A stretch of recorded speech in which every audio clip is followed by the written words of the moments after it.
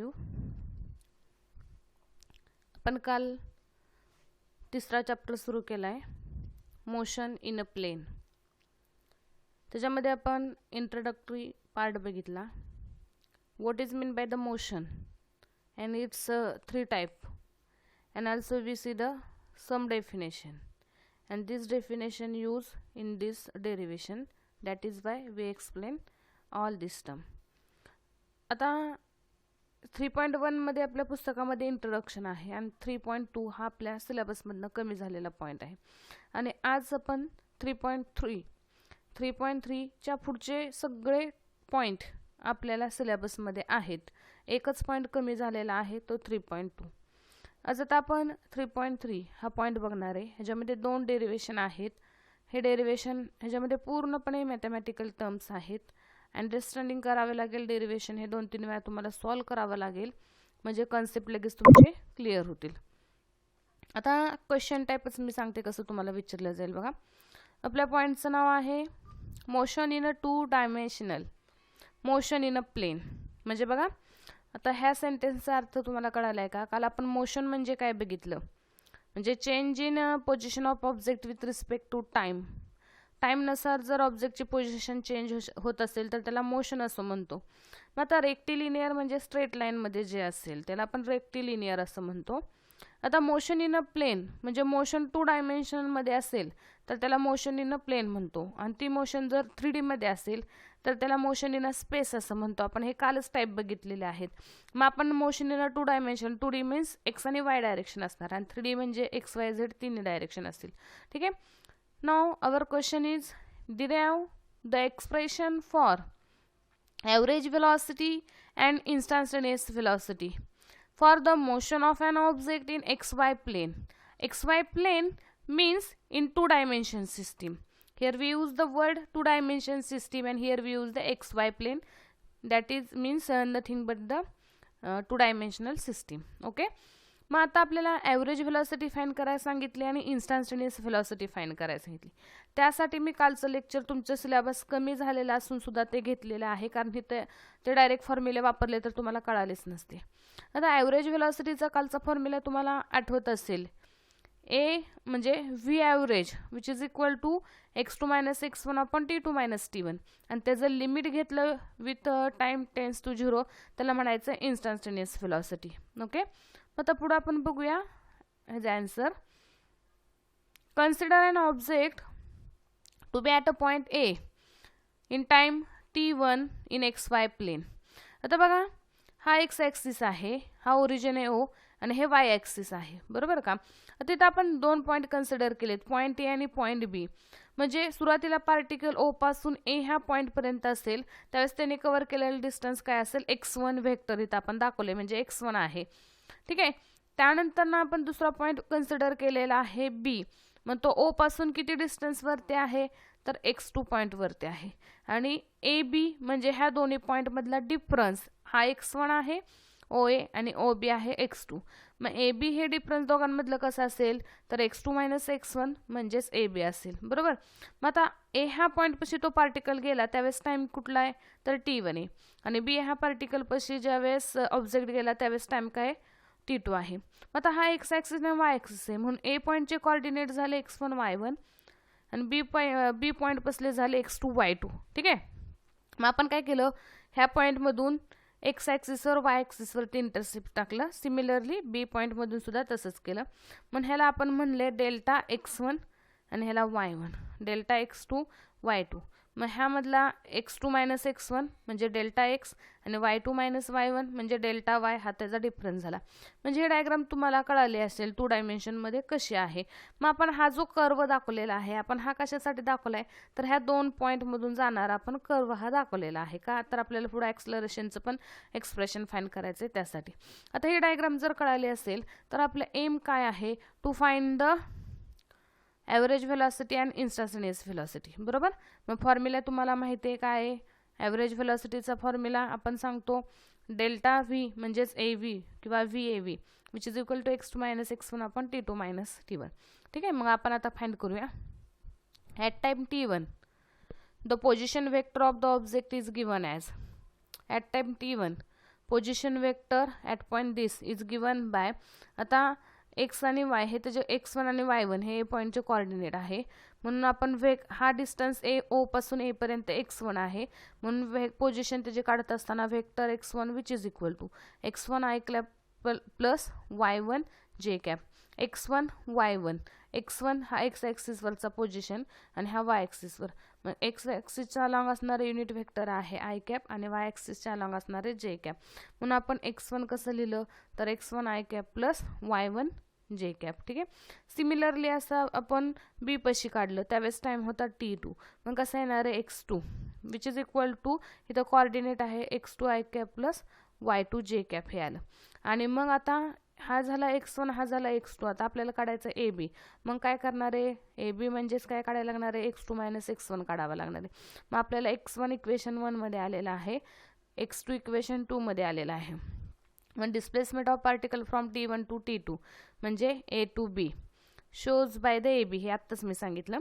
That is time t is equal to t2 minus t1 is given by the delta x.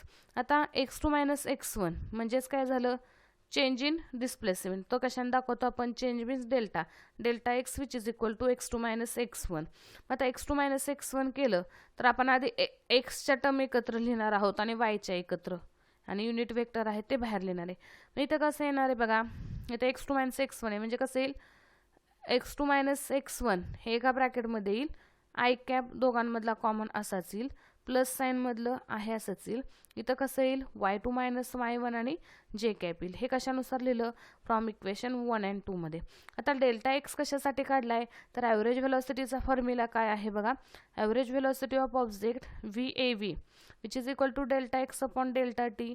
Delta X means x2 minus x1 आणि delta T म्हणजे t2 minus t1.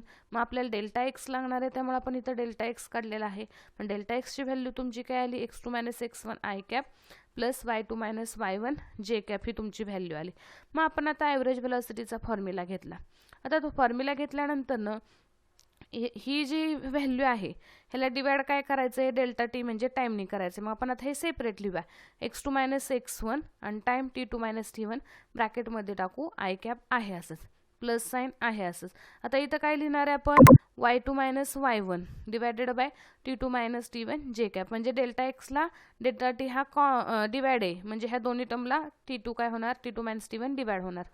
आता हे equation लिहिल्यानंतर हा i cap आहे असंच, हे पूर्ण जे इक्वेशन आहे ब्रॅकेटमध्ये x2 मायनस x1 आपण t2 मायनस t1 हे ही व्हॅल्यू म्हणजेच काय झाली, ॲव्हरेज व्हेलॉसिटी पण अलॉंग एक्स डायरेक्शनी, आणि हे ॲव्हरेज व्हेलॉसिटी अलॉंग वाय डायरेक्शनी.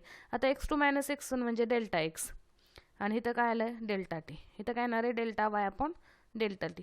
मग डेल्टा एक्स म्हणून आपण इथं V average velocity along the X direction I cap plus delta y upon delta T म्हणजेच काय VAV means average velocity along Y direction into जे. मग लक्षात ठेवा आपण खाली ते लिहिलेलं आहे बघा, आता आपण खाली लिहिलेले where VAV along X direction, ह्या ब्रॅकेटची व्हॅल्यू आपण पुटअप केली VAV अलॉंग एक्स डायरेक्शन, आणि ह्याची व्हॅल्यू पुटअप केली वाय, म्हणजे ॲव्हरेज व्हेलॉसिटी तुमचं हे जे आलेलं आहे ही झाली तुमची ॲव्हरेज व्हेलॉसिटी. आता ॲव्हरेज व्हेलॉसिटी झाल्यानंतर आपल्याला त्याचे मॅग्निट्यूड अँड डायरेक्शन काढायची, कुणाची तर ॲव्हरेज व्हेलॉसिटी. म्हणजे magnitude and direction of average velocity as are given by V is equal to. आता आपण युनिट्स अँड मेजरमेंट ह्या चॅप्टरमध्ये मॅग्निट्यूड म्हणजे रिझॉल्युशन ऑफ वेक्टरमध्ये मॅग्निट्यूड कशी फाइंड करतो तर r equal to square root r x square plus r y square, म्हणजे व्ही इज इक्वल टू काय येणार आहे v x square plus V Y square. ही झाली मॅग्निट्यूड ॲव्हरेज व्हेलॉसिटीची. अँड डायरेक्शन कशी येणार आहे, tan theta which is equal to v y upon V x, हे आपण आधी शिकलेलो आहे, आणि आपण थिटा काढायचं असेल तर tan inverse V upon V x. म्हणजे ही झाली ॲव्हरेज व्हेलॉसिटीची मॅग्निट्यूड आणि ही झाली डायरेक्शन. आता हे झाल्यानंतर आपल्याला दुसरी व्हॅल्यू फाइंड करायची इन्स्टंटेनियस व्हेलॉसिटी. मग तुम्ही जर ही ॲव्हरेज व्हेलॉसिटी काढली असेल तर त्याची लिमिटिंग व्हॅल्यू घेतली किती झाली इन्स्टंटेनियस व्हॅल्यू, बरोबर ना, काल आपण शिकलोय. The instantaneous velocity of the object at a point A along the trajectory is along the tangent to the curve A. This is shown by this following figure. मग आता आपण काय केलंय बघा, हा ए जो पॉइंट आहे इथून काय केलंय, ह्या पॉईंटपासून एक टँजंट टाकला आणि त्याला पुढं पॉईंट नाव दिले बी, म्हणजे इथलीच डायग्राम आपण ही खाली घेतलेली आहे बघा. हे एक्स ॲक्सिस, हे वाय ॲक्सिस आणि हा ए पॉईंट, आणि ए पॉईंटपासून ही सरळ तुम्ही टँजंट टाकली, इथं बी नाव दिलं, मग हा ट्रायंगल तयार झाला. मग हा व्हर्टिकल कॉम्पोनंट व्ही वाय आणि हॉरिझॉन्टल कॉम्पोनंट व्ही एक्स, आणि ही ए पासून बी पर्यंतची व्हेलॉसिटीची डायरेक्शन दिलेलं आहे. मग हे आपण एक्स वेक्टर कसा लिहितो, एक्स आय प्लस वाय जे, आणि तसंच व्ही कसं लिहिणार, ह्याप्रमाणे आपण लिहिणार. ठीक आहे. आता इन्स्टंटेनियस व्हेलॉसिटीचा फॉर्म्युला बघा. The instantaneous velocity of the object is given as V is equal to limit T tends to 0, इथं डेल्टा म्हणजेच T tends to 0, delta x upon delta T. Delta x upon delta T म्हणजे average velocity, आणि त्याची limiting value म्हणजे instantaneous velocity. आता मी कालच सांगितलं होतं, इथं डेल्टाच्या जागी आपण डी सुद्धा वापरू शकतो. डेल्टाचा अर्थ चेंज इन. मग आता इथं डी वापरला तर d x upon d T आलं, बरोबर का. मग आता आपल्याला काय करायचं, D x upon d T त्याला डिवाइड कशाने करायचे, टाईमने करायचे. म्हणून आपण ह्याच्या स्वरूपात लिहिलं, युनिट व्हेक्टरच्या स्वरूपात. तर d x upon d t म्हणजेच काय झालं, velocity, distance upon time, d x upon d t i cap, plus वायच्या अलॉंग काय येणार आहे, d y upon d t j cap येणार आहे. ठीक आहे. आता हे आल्यानंतर ही झाली तुमची इन्स्टंटेनियस व्हेलॉसिटी. आता इथं जेवढं फाइंड केले तसं फाइंड करायला लागणार नाही आहे का, तर ही तुमची ॲव्हरेज व्हेलॉसिटी आहे, आणि ह्याला फक्त तुम्हाला लिमिटने डिवाइड करायचं आहे. आता इथं बघा, x2 - x1 divided by t2 - t1, म्हणजे इथं काय झालं, delta x upon delta t. मग delta x upon delta t into i cap, delta x म्हणजेच d t upon d t, d x upon d t i cap, आणि इथं काय लिहिलं आहे, ह्याच्या जागी d y upon d t into जे कॅप.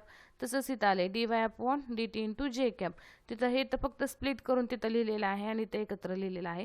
त्यामुळे वरती ॲव्हरेज व्हेलॉसिटी निघली की खाली त्याचं फक्त लिमिट घेतली की लगेच आन्सर आहे, त्याला जास्त फाइंड करण्याची गरज नाही आहे. आता इन्स्टंटेनियस व्हेलॉसिटीची अगेन आपल्याला मॅग्निट्यूड आणि डायरेक्शन फाइंड करायला लागेल. वरती आपण ॲव्हरेज व्हेलॉसिटीची फाइंड केली. मग आता ॲव्हरेज व्हेलॉसिटीचा फॉर्म्युला माहिती आहे, V which is equal to V x square plus V Y square. हे झालं मॅग्निट्यूड झालं इन्स्टंटेनियस व्हेलॉसिटी. मग आता ह्याच्यामध्ये व्ही एक्स आणि व्ही वायची व्हॅल्यू भरायची. ही म्हणजे काय झालं, व्ही एक्स झाला ना, आणि हा व्ही वाय झाला. मग व्ही एक्सची व्हॅल्यू काय झाली, d x upon d t ब्रॅकेटचा स्क्वेअर, आणि व्ही वायची किंमत d y upon d t ब्रॅकेटचा स्क्वेअर. हे युनिट वेक्टर आहे, ह्याची व्हॅल्यू 1 कन्सिडर केली, हे आपण इथं पुटअप केलं. मग आता हे जे इक्वेशन आलेलं आहे स्क्वेअर रूटमध्ये, ती इन्स्टंटेनियस व्हेलॉसिटीची मॅग्निट्यूड आली, आणि त्याचं डायरेक्शन काढायचं असेल तर tan theta which is equal to v y upon V x. मग व्ही वायची किंमत d Y by D t, आणि व्ही एक्सची d x by D t, हा टी टी कॅन्सल होईल, म्हणजे इक्वेशन येईल d Y by D t, आणि which is the magnitude which is the direction of instantaneous velocity. बघा, equation 3 is the slope of the tangent and to the curve point at which we are calculating the instantaneous velocity. Means this equation is the magnitude of the instantaneous velocity and this equation is the direction of instantaneous velocity. म्हणजे बघा, आता हे मी सांगितलेलं आहे, हे तुम्ही एक question आपला पूर्ण झालेला आहे, मोशन इन 2 डायमेन्शन प्लेन. त्याच्यामध्ये आपण ॲव्हरेज व्हेलॉसिटी आणि इन्स्टंटेनियस व्हेलॉसिटी काढली. तुम्हाला हे डायग्राम पूर्णपणे कळाले असेल. सोपा आहे, फक्त कन्सेप्ट लक्षात ठेवायचा. काय तर इन्स्टंटेनियस व्हेलॉसिटीचा फॉर्म्युला किंवा ॲव्हरेज व्हेलॉसिटीचा formula delta x upon delta t. पण त्यासाठी डेल्टा एक्स काढायला लागेल. मग डेल्टा एक्स कसा काढायचा आहे, तर डेल्टा एक्स तर त्या दोघांमधला डिफरन्स x2 - x1, म्हणून आधी तुम्हाला x1 काढायला लागेल, x2 काढायला लागेल, त्या दोघांमधला डिफरन्स म्हणजे डेल्टा एक्स. मग ॲव्हरेज व्हेलॉसिटीचा फॉर्म्युला घ्यायचा, त्याच्यामध्ये व्हॅल्यू टाकायची, आणि ॲव्हरेज व्हेलॉसिटी आली. मग त्याचं मॅग्निट्यूड आणि डायरेक्शनचं इक्वेशन लिहायचं, आणि ॲव्हरेज व्हेलॉसिटीचं लिमिटिंग व्हॅल्यू घेतली की इन्स्टंटेनियस व्हेलॉसिटी येते. सोपं डेरिवेशन आहे, कन्सेप्ट लक्षात घ्यायचं, काय काढायचं आणि ते कळालं तर तुम्हाला हे डेरिवेशन सोपं जाईल. आणि हे डेरिवेशन जर तुम्हाला व्हेलॉसिटीचं कळलं तर सिमिलरली असंच आपल्याला एक एक्सप्रेशन पुन्हा फाइंड करायचं आहे ॲक्सलरेशनसाठी. ठीक आहे. फर्स्ट क्वेश्चन सगळ्यांना कळाला असेल. सपोज ह्याच्यामध्ये जर कुणाला डाऊट असेल किंवा एखादं कन्सेप्ट कळालं नसेल तर यू आस्क थ्रू मेसेज, म्हणजे व्हॉट्सअप मेसेज करा, त्यानुसार मग मी त्याच्यावरून सांगेन तुम्हाला. ठीक आहे.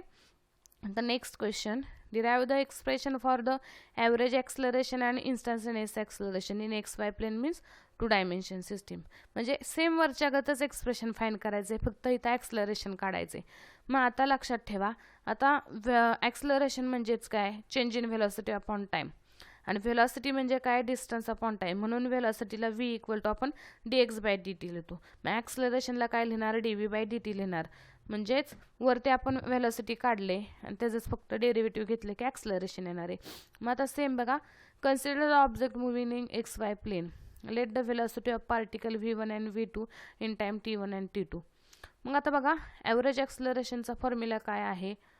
हे ॲव्हरेज ॲक्सलरेशन असं ह्या सिम्बॉलने दाखवतो between time t1 and t2. मग ॲव्हरेज ॲक्सलरेशन जसं तिथं व्हेलॉसिटीचा x2 - x1 upon t2 - t1 होतं, तसं ॲक्सलरेशन कसं येणार आहे v2 - v1 upon t2 - t1. मग हे आपण x आणि y डायरेक्शनने लिहिलं तर आता एक्सच्या डायरेक्शनने लिहू आपण आय कॅप आणि हे वायच्या डायरेक्शनने जे कॅप. आता एक्सच्या डायरेक्शनने लिहित असेल तर इथं काय लिहिणार आहे v2 आणि एक्सच्या डायरेक्शन आहे म्हणून आपण इथं पुढं एक्स लिहिला v2x मायनस हे v1 आणि एक्सच्या डायरेक्शन आहे म्हणून एक्स अपॉन t2 - t1 हे झालं एक्ससाठी आणि एक्सच्या अलॉंग असणारा unit vector I cap plus हेच इक्वेशन घेतले v2y मायनस v1y upon t2 - t1 into जे कॅप. मग हा जो ब्रॅकेट आहे त्याला average acceleration along the X direction I cap as it is plus sign as it is आणि ह्या ब्रॅकेटमधली व्हॅल्यू आहे average acceleration along the Y direction and J cap and this is the value of average acceleration. बघा किती सोपं आहे. Average ॲक्सलरेशनचा formula लिहिला आणि त्याच्यामध्ये व्हॅल्यू टाकलं की ॲव्हरेज ॲक्सलरेशन निघलं. मग आता आपल्याला काय म्हणणार आहे दस एक्स आणि y component for the average acceleration are given by.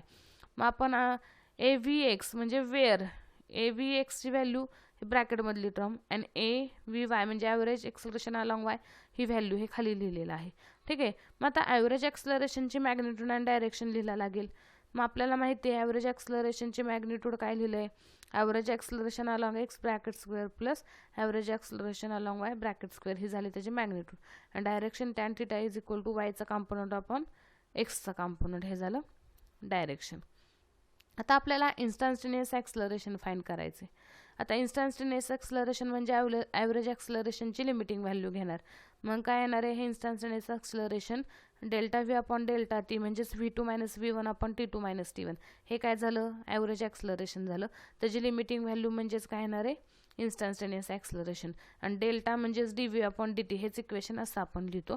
मग आता इन्स्टंटेनियस ॲक्सलरेशन काढायचं असेल तर अलॉंग एक्स आणि वाय डायरेक्शनने आपल्याला नेहमीप्रमाणे लिहिलं लागतं म्हणून इथं काय लिहिलं D V x upon d t i cap plus D V Y D t j cap हे झालं ॲक्सलरेशन अलॉंग एक्स डायरेक्शन आणि ॲक्सलरेशन अलॉंग द जे डायरेक्शन. ठीक आहे. आता ए इज इक्वल टू आता आपण बघा ह्याच्यातून डी बाय डी टी बाहेर काढला तर इथं काय राहिलं फक्त व्ही एक्स राहिलं. मग व्हेलॉसिटी आपण कशी काढतो डिस्टन्स अपॉन टाइम. डिस्टन्स इथं काय आहे तर एक्स आहे म्हणून इथं D x upon d t आणि आय कॅप आलं प्लस इथून बघा डी बाय डी टी बाहेर काढलं तर इथं व्ही वाय राहिले म्हणजे डिस्टन्स अलॉंग व्ही वाय म्हणजे काय आलं D Y by D T म्हणजे व्हेलॉसिटी इंटू जे cap which is equal to आता ह्याने 8 मध्ये मल्टिप्लाय केलं तर D square X by D T square येणार आहे I cap as it is आणि इथं येणार आहे D square Y by D T square J cap as it is. ठीक आहे. म्हणजे हे काय झालं तुमचं ॲक्सलरेशनसाठी झालं. मग आता ॲक्सलरेशनमध्ये D square X by D T square म्हणजेच काय आलं acceleration along the X direction A X म्हणजेच हे आली आणि ह्याची व्हॅल्यू काय झाली ए वाय झाली इथं पुटअप केले and the magnitude and direction of instantaneous acceleration. मग आता मॅग्निट्यूड काढायचे असेल तर A X square plus A Y square. आता एक्स म्हणजेच काय इथं सांगितले D X square by D T square ब्रॅकेटचा स्क्वेअर प्लस ए वाय काय आहे D square Y by D T square bracket square झालं. हे झालं मॅग्निट्यूड आणि डायरेक्शन काढायचं असेल तर A Y upon A X म्हणजे ए वाय आणि ए एक्सची व्हॅल्यू काढली डी टी कॅन्सल झाला D V Y by D V X आलं and this is the equation of direction of the instantaneous acceleration. मग सेम आहे हे डेरिवेशन वरचं जसं केलेलं आहे त्याप्रमाणे आहे फक्त लक्षात ठेवायचं आपण काय करतो ॲव्हरेज व्हेलॉसिटी काढतो त्याचे मॅग्निट्यूड काढतो डायरेक्शन काढतो ह्या 3 व्हॅल्यू झाल्या. ठीक आहे. आणि तसंच इन्स्टंटेनियस ॲक्सलरेशनसाठी आपण काय करतो इन्स्टंटेनियस ॲक्सलरेशन काढलो त्याचे मॅग्निट्यूड आणि डायरेक्शन काढतो म्हणजे ह्या डेरिवेशनमध्ये का आपण 6 क्वांटिटी फाइंड करतो तसंच वरच्या ह्याच्यामध्ये 6 केला म्हणजे टोटल 12 क्वांटिटी आपण फाइंड केलेल्या आहेत.